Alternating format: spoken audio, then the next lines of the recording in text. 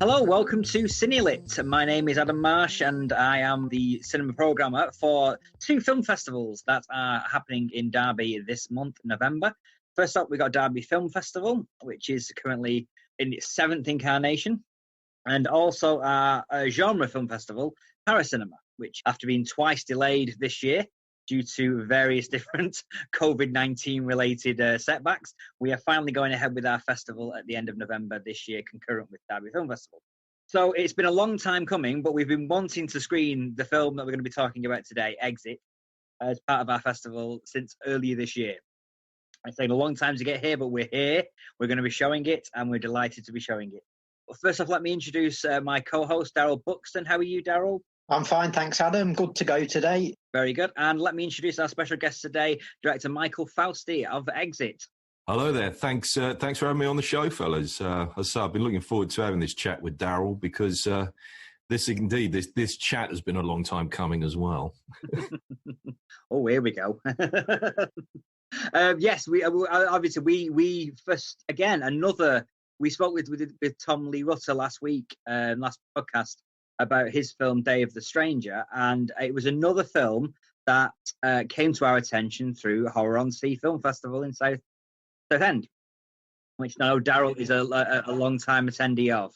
Yeah, big thanks to Paul Cotgrove for programming those movies at his festival. Yeah, there seems to be a little hotbed of talent coming out of that festival. In the last few years, definitely. I know we've benefited from that. Yeah, no, I mean it's certainly sort of one of my festivals, and it was a real pleasure to actually have Paul sort of say, yeah, we'd like to actually sort of screen Exit for its world premiere at Horror on Sea, and I'm so glad we actually had that opportunity because I think it was one of the sort of few last times that people were actually able to gather and watch films before sort of COVID-19 hit. But hats off to Horror on Sea and indeed Paracinema as well. One great thing about that night at Horror on Sea, Michael, was that Paul sort of programmed Tom's film Day of the Stranger and your film Exit as a bit of a double bill, and they were in the prime slot on the Saturday night, and it really showed what film festivals are all about in this country. Yes. And what the state of genre filmmaking is at the sort of low budget level, because both you and Tom had made films that would fit into a horror festival, but both of the films have got a lot more going on as well. Yes, and I sort of hats off to sort of festivals that are kind of sort of showing our films, because I think often sort of festivals get bogged down with this very sort of generic approach in that, well, is it really a horror film? Well, no, it's not. We're not going to show it. And I think that big thanks to sort of programmers who, if you like, can see beyond genre, because as I'm sure we'll get on to start talking about in a minute, many of my favourite films are those which in many respects either defy genre or, are sort of hybrids. And as you say, Daryl, whilst, they can sort of broadly be termed horror films, because horror, I think, is such a broad genre, you can pretty much crowbar anything into that. So tell us a little bit about the genesis of Exit, Michael, because it was we screened your short film Dead Celebrities at Paracinema 2 years ago, year and a half ago, something like that. So we were already aware of your work, so we was very excited to see the feature come out as well. What led you to do this? Because Dead Celebrities is quite a different style to what Exit ended up being. Yes, I mean, kind of. I've been making shorts, I guess, off and on for almost sort of 20 years, from sort of Super 8 efforts in a kind of sort of vaguely Derek Jarman-esque vein to Dead Celebrities. And Dead Celebrities have been very successful for us. And I think like any sort of filmmaker who's been making short films, at some point you have that inevitable kind of, well, shall we make a feature? And sort of Matt Bayliss, who'd helped us with Dead Celebrities, and I sort of set ourselves a couple of provisos of the kind of film that we wanted to make, and largely these were budgetary, So we wanted essentially a single location movie. We wanted a small ensemble cast, and we wanted it to kind of have a sort of British feel to it. We're British filmmakers. We live in London. We're not going to attempt to replicate, the deep south of America in Barnet. So really, it was a case of, what have we got and what can we achieve without much money? And sort of Matt went away and I went away. And Matt's idea out of the two, which we came up with, was the most workable. And as we kind of got into the writing of Exit, the European referendum was happening. And, you know, it does have some bearing on Exit. But I don't really want to overstate that, because I think, you know, there is more to the movie than just simply it's a Brexit movie.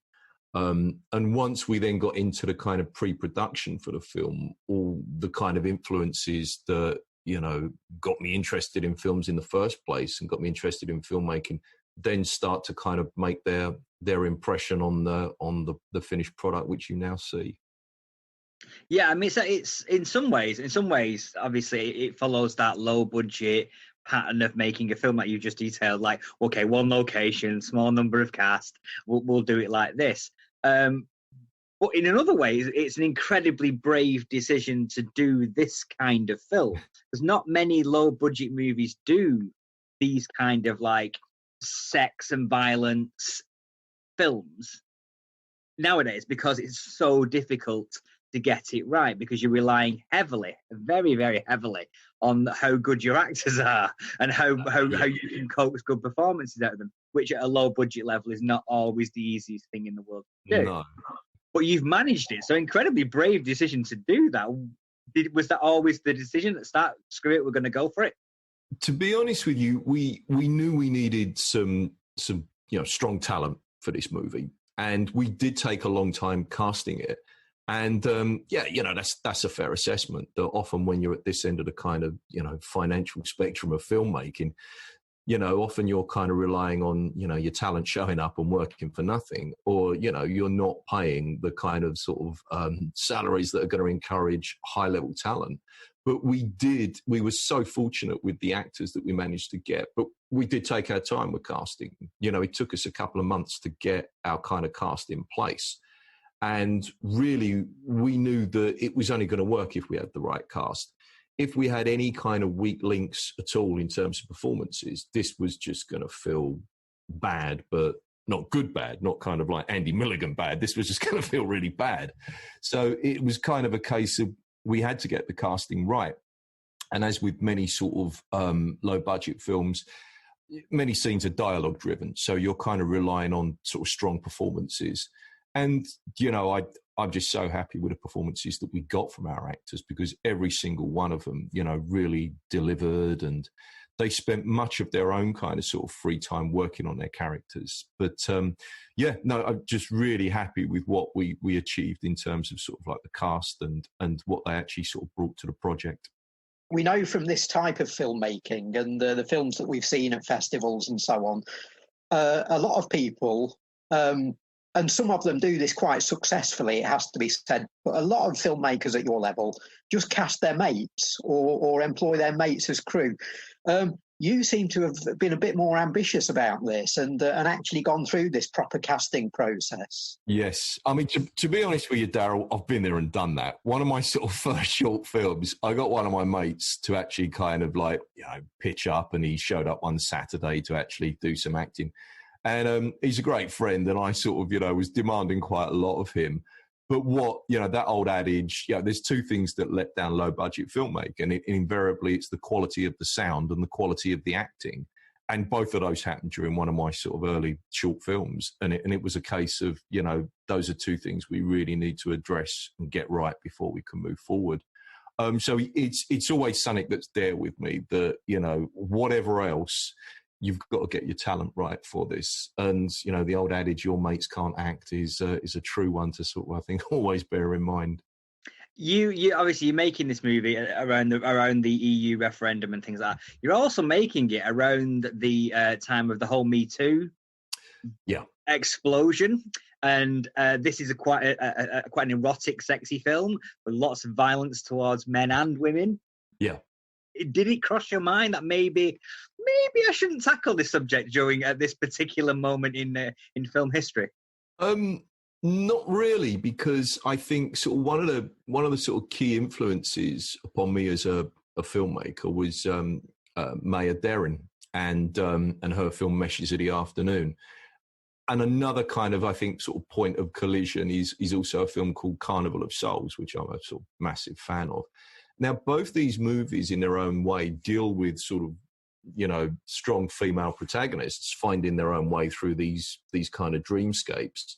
And I think so long as you are, not exploiting one, gender at the expense of another, then, I think that really as independent filmmakers, we can go down these dark paths because mainstream cinema doesn't want to. But, this is, an aspect of life, and one in which during the whole kind of consideration of the Me Too movement, I think we actually sort of thought, well, our film is really about a kind of protagonist who finds her own energy and actually manages to, I'm presuming everybody is going to watch the film before I start giving massive spoilers, but it's about a protagonist who finds her way out of this kind of space in which, various people are trying to exploit her or control her. Both males and females try and control our sort of central character.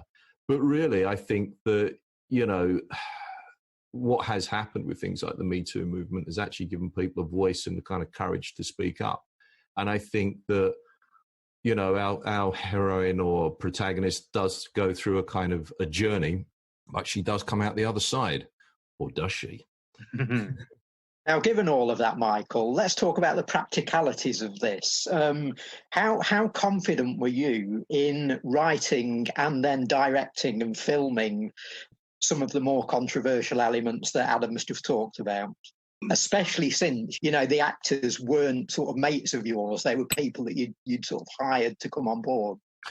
Yeah, I mean, this is our first feature, so it was going to be daunting anyway. But as I say, actually dealing with something with this kind of sort of level of, kind of adult content, I think the key thing is that we just had to ensure that all of our actors were, comfortable, safe, and, they felt okay. So when we were filming many of the scenes, we insisted on a closed set. And we had a minimal cast there. Invariably, there was just kind of a couple of us sort of filming some of these scenes. And I'd never sort of pressure anybody to kind of do anything that they weren't comfortable doing. But at the casting stage, we actually said to people, there are some adult elements to this. Are you okay with that? And anybody who sort of said, well, to be honest with you, no, we wouldn't have kind of pursued. But to be honest with you, nobody did actually turn around and say that. And I think the realities are for sort of many working actors, particularly if you're working in theatre, that this is kind of sort of part of the craft, really, that, you are going to run the whole gamut in terms of sort of storylines and what is expected of actors. But I think if you look at any kind of films in which, people are going down some dark paths, there is always going to be this element. But from the kind of practicalities of filming and working with actors, we actually had a pretty good time. It does have to be said. We had this small cast in this flat in London, and we just all actually got on, and it was incredible because it could have been an absolute nightmare. But we all actually just got on. We were comfortable with each other. We breakfasted together. We lunched together. And it was just, we'd be chatting just as I'm sort of chatting with you guys now. And then it'd be kind of like, right, okay, let's go and film the scene that we've got to go and film. It was just very sort of matter of fact and like that because, these guys, they are professionals. With the exception of our lead, actually, all of our actors had actually, they'd been acting for quite a while and they have some sort of credits to their name. But with the exception of Leonardo Sahani, who I think gives an absolutely outstanding performance in the film. Most of these guys did come from a kind of theatre and film background. Yeah, Leonardo's sort of your big discovery in this film, I think. Now, you shot the whole thing sort of all confined in this flat in a week. What was that whole process? Yes. I mean, to be honest with you, we could only afford 7 days for the flat. So it was going to be a case of, well, you got to shoot it in 7 days. My abiding memory is just of the heat. We shot it at the end of May, and it was one of those kind of sort of freakish late Mays in the UK in that it was boiling. I mean, it was just so hot in there. And everyone's just drinking loads of water. And every time we kind of sort of finished filming, we'd open the windows to kind of let the air in, and then we'd have to kind of immediately close them because for sort of like sound recording once we were filming. It was claustrophobic, and I think some of that does actually translate to the screen. But to be honest with you, we did all get on because we would always kind of make time at the end of the day to actually just sit back and, you know, have a drink and just kind of chat about how things were. You get a sort of sense of just how sort of close things are when you look at the film.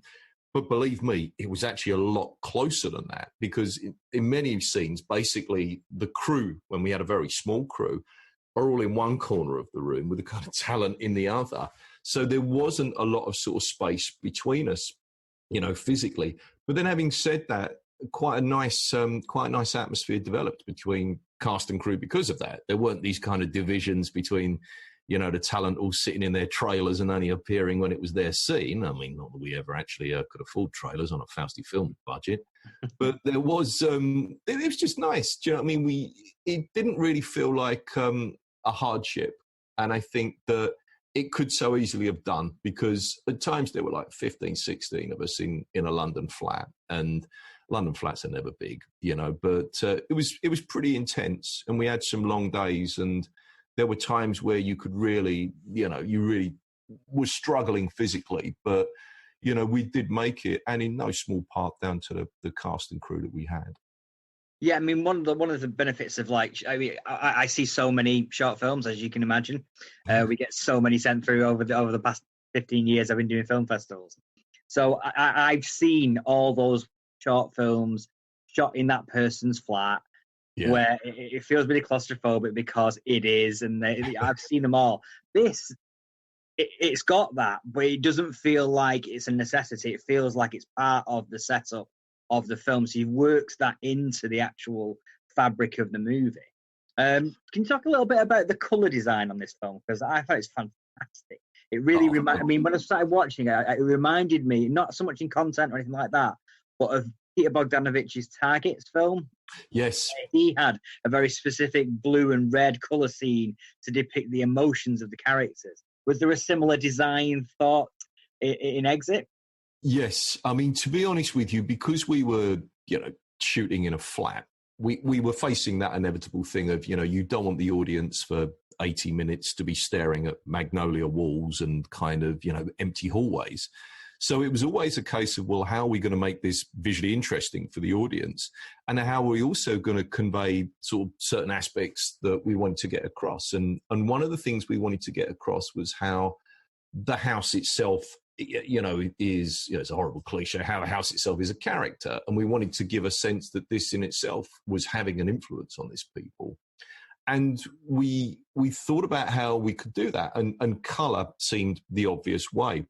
And I also kind of, I wanted the idea of how Leonardo's character, Michelle, becomes a sort of stronger female. And so therefore, the magenta colour gets amped up more as we kind of sort of, you know, as things get more and more out of hand.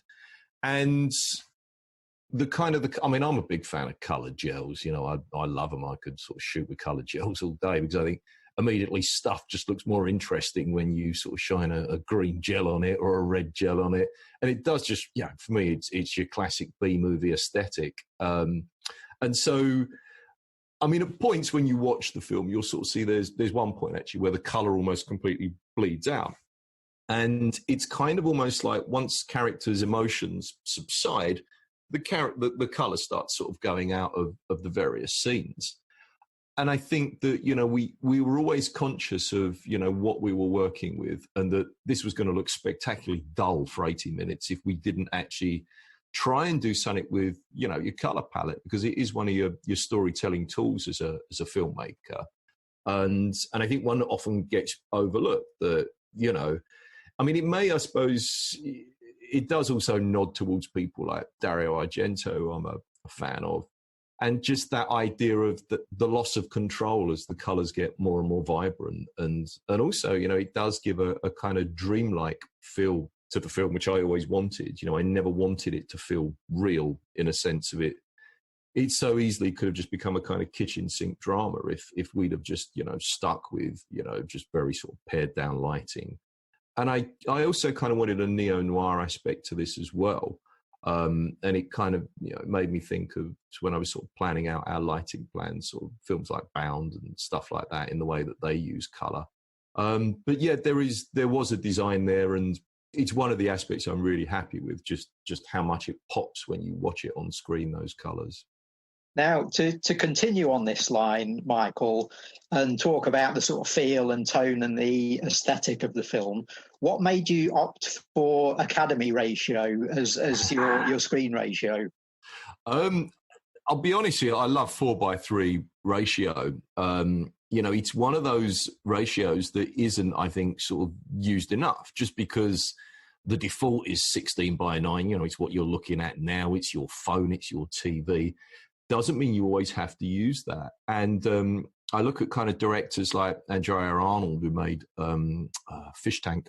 And when you've got kind of people in small, confined environments, the kind of 4:3 ratio brings that out. But it's also, it's the best way to actually kind of frame the human face, as far as I'm concerned.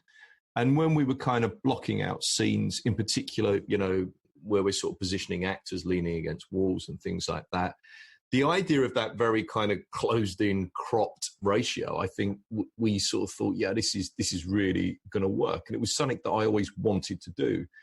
I mean, it's the shape of my TV when I was growing up, so I'm kind of almost sort of pre-programmed to see things in 4:3.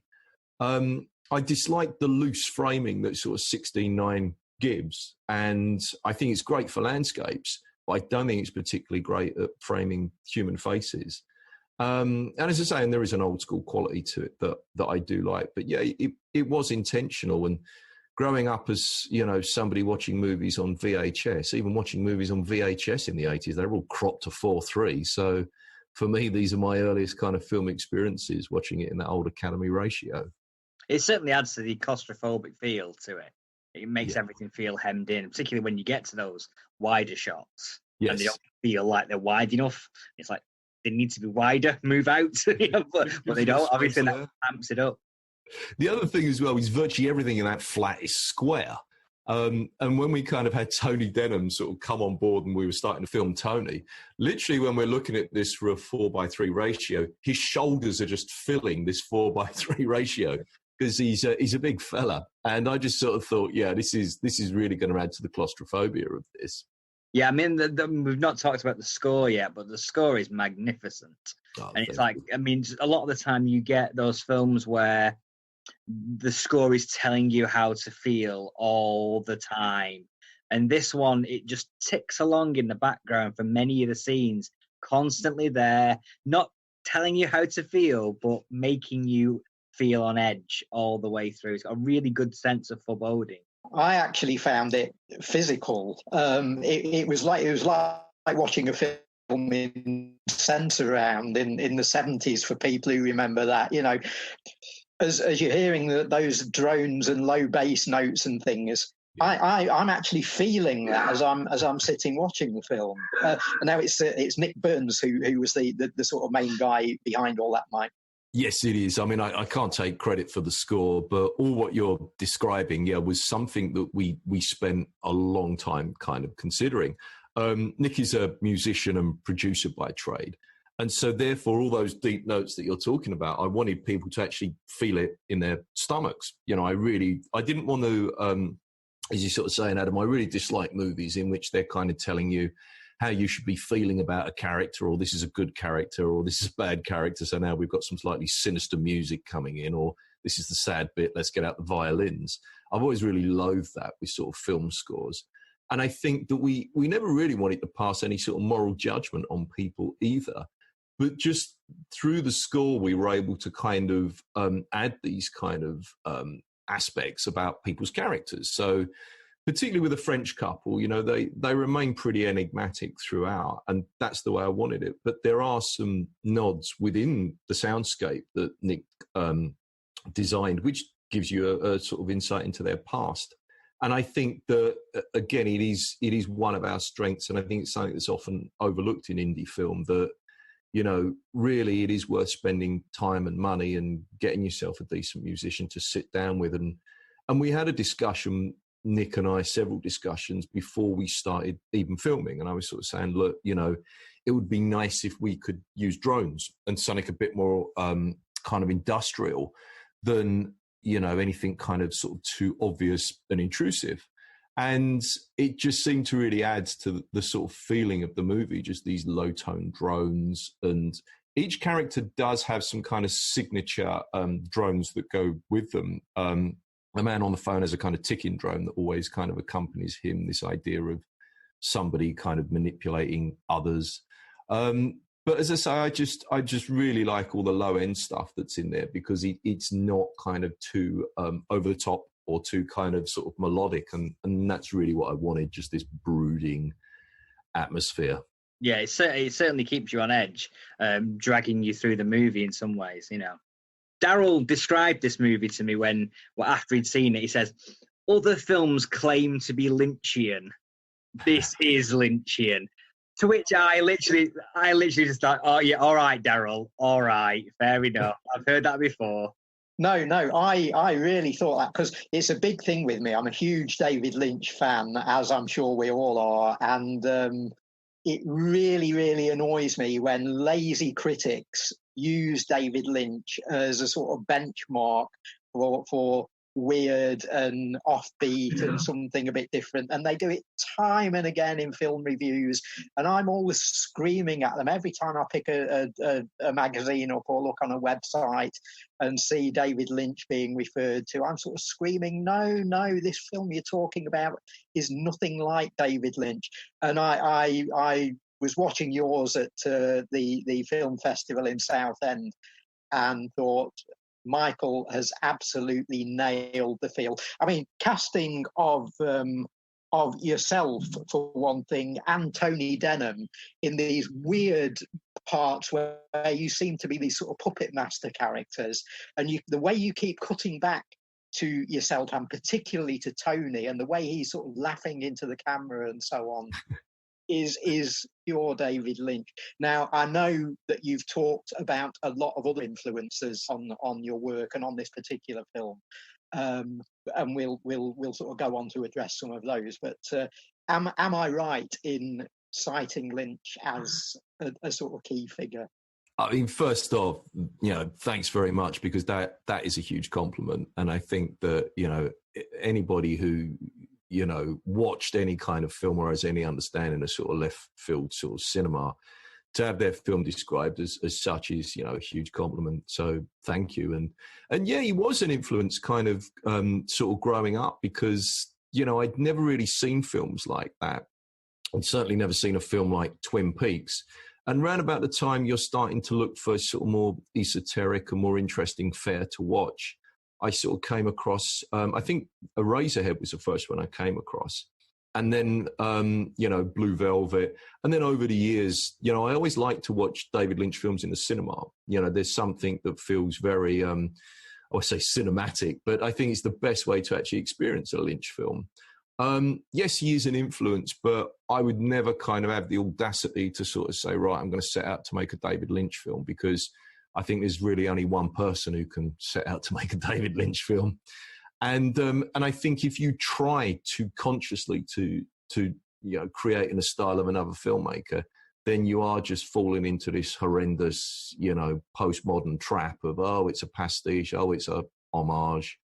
And so he's an influence, and I think it's, you know, he's a big shadow to kind of move out from. Particularly, I'm massively influenced by surrealist cinema, and I think that sort of David Lynch is part of surrealist cinema, albeit sort of late 20th century surrealist cinema.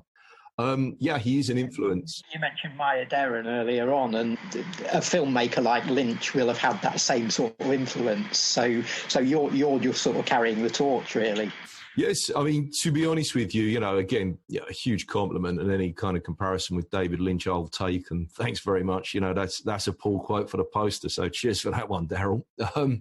But yeah, I mean, when I started seeing sort of surrealist films, I guess I was about sort of 17, 18. And for me, that was a liminal moment, sort of seeing films like Meshes of the Afternoon, and Chien Andalou. and actually sort of thinking, up until this point, I'd enjoyed watching films, but it was really once I sort of started seeing surrealist films that I thought, actually, I want to make films. I don't just want to watch them. I actually kind of want to go off and make some stuff like this. And I think that anything, even when I kind of try and make something relatively sort of straightforward, like, in many respects, Dead Celebrities is a bit more straightforward, I guess. I just can't tell a story in a linear way. It's just, I guess, part of my thought process that it all starts to get a bit weird after a point, and I can't tell a story in a straightforward way. But I mean, a big influence on Exit for me was Louis Buñuel's Belle de Jour, which, I think is an incredible film, even, I don't fully get all of it. And I think that really, for me, is a sort of, an aspect of Exit, which I don't ever really want to explain all of it, because I think that the minute you do start saying to people, well, this equals this and that equals that, then really it's losing its charm. And to sort of go back to your original point about David Lynch, Lynch has always said that the minute you start explaining things away, it's a bit like a magic trick. Once you know how it's done, then it's no longer interesting. Or happy then for individual viewers to sort of take away their own interpretation. Absolutely. And I think that for me, these are the films that I'm interested in, the films in which you kind of come away from and you think, well, what was that really about?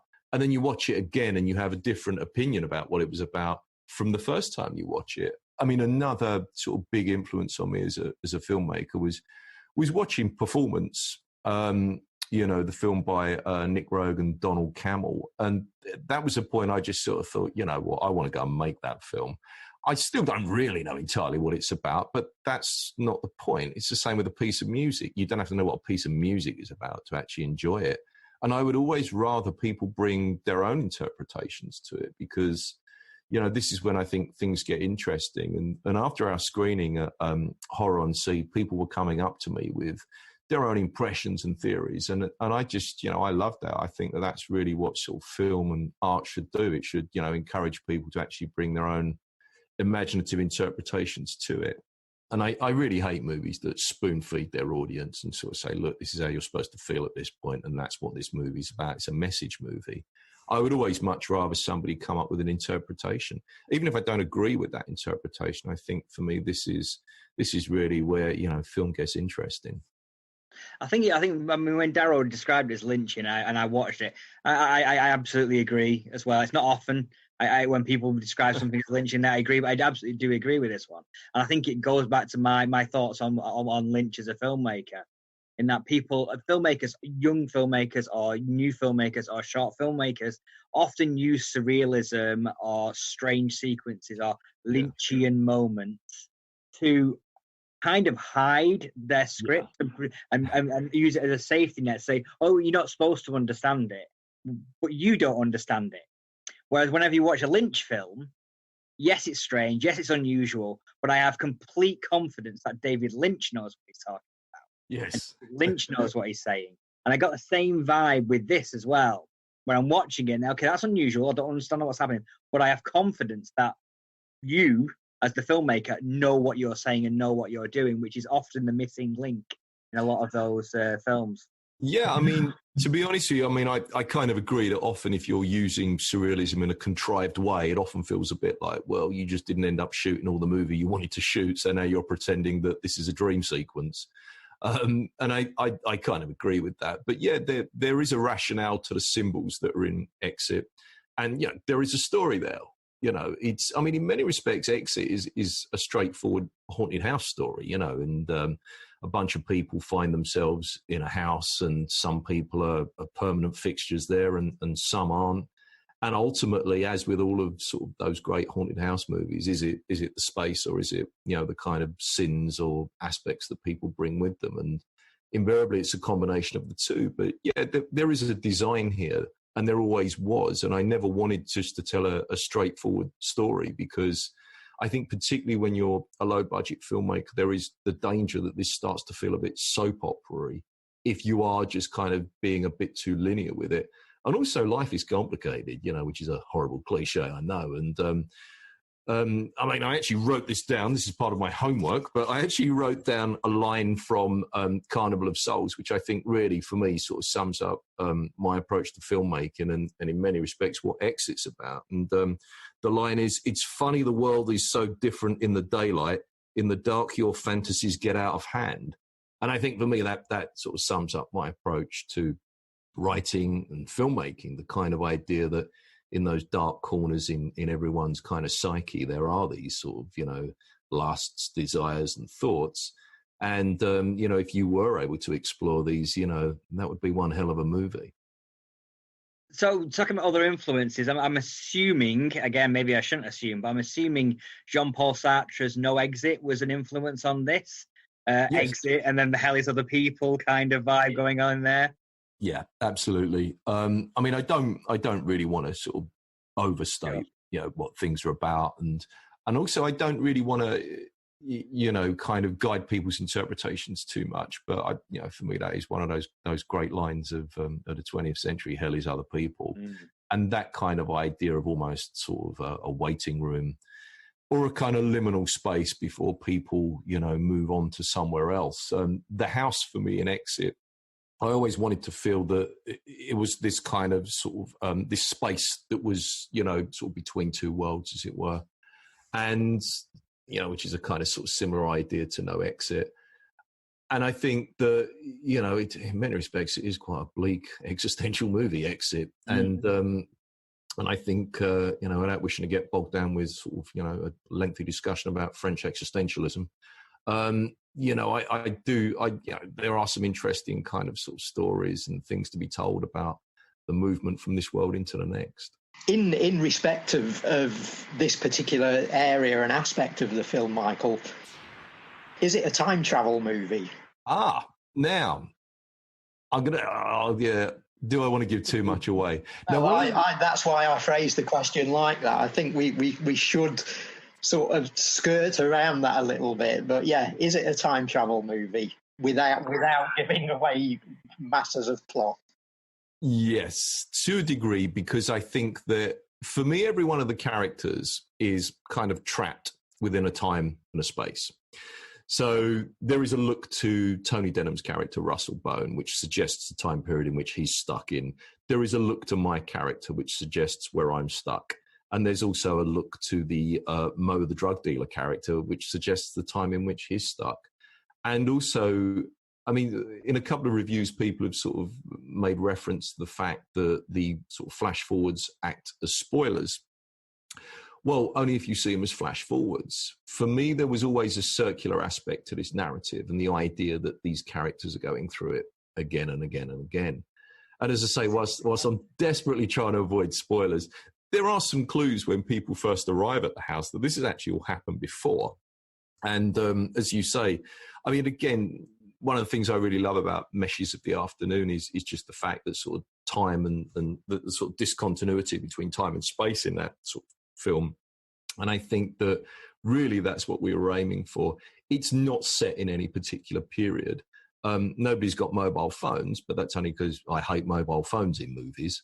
I mean, Russell Bone's got one, but it's, the size of a small suitcase. And really, I think, yeah, there are some discontinuities around sort of time within the film, and that was always intentional. One sign of that, we talked about the ratio that you'd opted for, and when Tony's showing them all the mod cons in the flat, there's like this big old-fashioned TV. But he's talking about it as though it's a state-of-the-art TV in the 21st century. Yeah. And it's little moments like that sort of mix things up and mean that audiences can't quite get a handle on what you're doing and where this is set.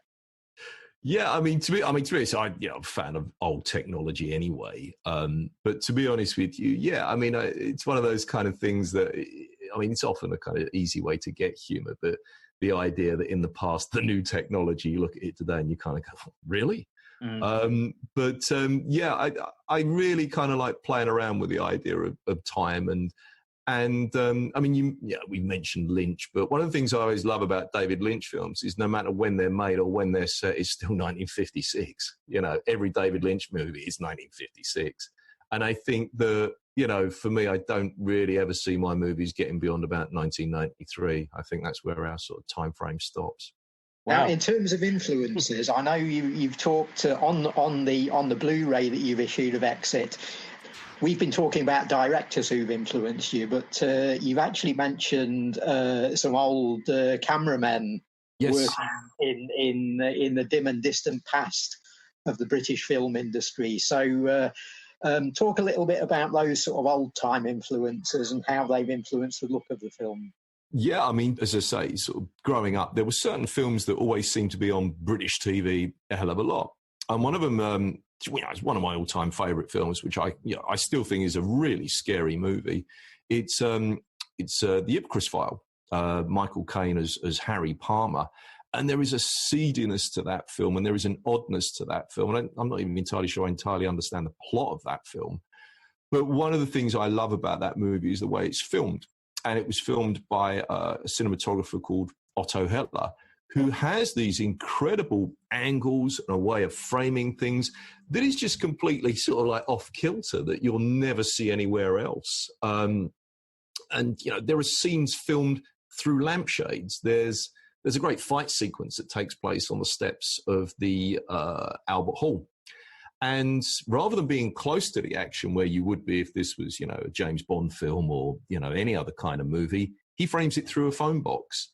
And to me, I just sort of think that's genius. That just kind of, that sense of almost making the audience a voyeur in that we're close enough, but not quite close enough. And really, I just love the way that he films stuff. Also, another big influence on me is Michael Powell and his films, because, you know, forever in the UK, sort of watching sort of BBC films in the afternoon, it was always something by Michael Powell. And one that always stuck with me is one called Black Narcissus, which was filmed by Jack Cardiff, a very sort of famous British cinematographer who did a lot of Michael Powell's films, but also a film called The Innocents, which again is another one that stays in my sort of, you know, perpetual pile of films to watch. And, you know, just the eye that these guys had, just, I think they just bring something to a narrative that is a bit beyond just framing up a shot. You know, these guys really, I think, did something. And it's difficult to put your finger on what it is in the case of Jack Cardiff, but there is an eeriness about much of Michael Powell's films, even something like Black Narcissus, which is, you know, a very vibrant looking film. There's a strangeness about it, and it's kind of difficult to say what it is that Jack Cardiff brings to it. But there is an oddness through the framing of some shots and the use of sort of, you know, depth of field and stuff like that. But yeah, no, I'm a bit of a geek when it comes to cinematographers, I must admit. It does feel with this film, and often a criticism I have a lot of filmmakers is that the films are only informed by other films. That, you know, you can see everything that's gone into the film's ingredient. Whereas like filmmakers of 30 years ago were saying, well, yeah, I was very influenced by this ballet I saw. I was very influenced by this play I read. You know, whereas a lot of filmmakers now tend to be very mono-focused on their influences. Whereas Exit just does feel like you've got other influences coming in there outside of just my favorite film director is this guy or that guy. You've got the surrealist thing, you've got the theatrical thing coming in as well. Was that a conscious decision, or is that just the makeup of Michael Fausti? I mean, I guess in many respects, you know, it's the kind of sort of rubbish tip that is my head. But you know, in addition to sort of being you know, a film fan, I'm also a music fan, and I've always read ever since I was a sort of kid, and I'm a sort of fairly voracious reader. And I always sort of try to sort of, you know, got a bit of a magpie approach to influences in that, you know, I do collect sort of, you know, visual stimuli, and if there's a song, whenever I'm trying to write, I basically, you know, I always write to music. I don't ever just sort of sit down and start trying to come up with an idea. I always listen to music when I'm trying to write. And I think those influences kind of, you know, I'm hoping sort of make their way into the films. But yeah, no, I do agree with you, Adam. I do hate this, you know, spot the reference game that some sort of filmmakers like to play. And, ooh, did you see that? That line's out of somebody else's film. And you just sort of think, well, why can't you just make your own film rather than trying to reimagine or, you know, pastiche other people's? I mean, when you're kind of tied by genre, I think this is often an issue, that you're stuck with those tropes, and no matter how much you try to kind of, bring a fresh spin on the slasher genre, it's a tricky one. But I think when people consciously are sort of like, well, I wanted this film to look like, I don't know, a certain director's work, you're often onto a loser, because ultimately, if you're sitting there watching a film and it makes you think that you'd rather go and watch the original, then that's probably the worst thing you can say to a filmmaker. I think all I'd like to add is to just ask Mike what he's got planned for the future, because you do say some interesting things again on the Exit Blu-ray about what might be coming next. Now, I always, fortunately, my producer, Lou Nosbod, he's not in the house, so we can actually have a bit of a private conversation, gents, because I'm always getting told off for kind of giving away any sort of future projects which we might or might not be working on. I'm working on a couple of things at the moment. I suppose one could be described as a kind of sort of psychological film noir. And another project, Daryl, who I know will be a fan of this, is a bit more punk. And I think it was the word punk. It was the word punk, I think, which piqued your interest. I mean, to be honest with you, it's going to come down to, probably whoever's listening to this podcast is sick of hearing about this, but it's going to come down to whatever happens with kind of sort of COVID-19 and when we can actually start filming again. Because, at the moment we are kind of hamstrung by what we can do and what we can film. So I think of the two projects I'm kind of working on at the moment, one is a bit more ambitious than the other. And I think that time will tell which one our audience gets to see first. But what I would say is, if you like Exit, that is my style of filmmaking. That is pretty much the direction both films will kind of have. And as I say, if many of those kind of sort of elements of Exit will doubtless be finding their way into the next thing we produce, because a bit like Johnny Cash famously was once asked, where did his sound come from? And he just sort of said, well, it's the only way I know how to play. And I think it's a bit of a case with me, really. It's the only way I know how to make films. So if you like Exit, you'll be seeing much more of that kind of stuff in our forthcoming releases. That's great. I mean, nobody can describe Exit as being a socially distanced film. So, No. like I say, obviously, if we're going to get more of that, you're going to have to wait until you can sort of do what you want to do. Yes, and as I say, I'm a director who likes working with actors. I'm not one of these who just wants them to stand there and say their lines and then kind of leave. It's, for me, I do enjoy the kind of rehearsing and the kind of working with actors and just the collaboration process. So all the time I can't do that. I'm not going to rush into anything, and try and do it with sort of actors standing 6 feet apart and shouting their lines at each other. We are going to wait until we're in a position to kind of, as you say, make some socially undistanced films. Very good. Well, you can check out Exit at Paracinema Film Festival online from the 19th to the 25th of November. And I'm assuming you can buy it direct from Fausti Films' website and a very special collector's edition Blu-ray as well. You certainly can, Adam, and I'm glad you brought that up. Yes. I'm assuming it's competitively priced. Oh, it's very competitively priced. And yes, why not head over to faustifilms.com and pick up your very own copy of Exit. And we'll throw in a poster and some stickers as well. There you go. Cool. Well, both me and Daryl have already purchased that, and we can heartily recommend it. Cheers, fellas.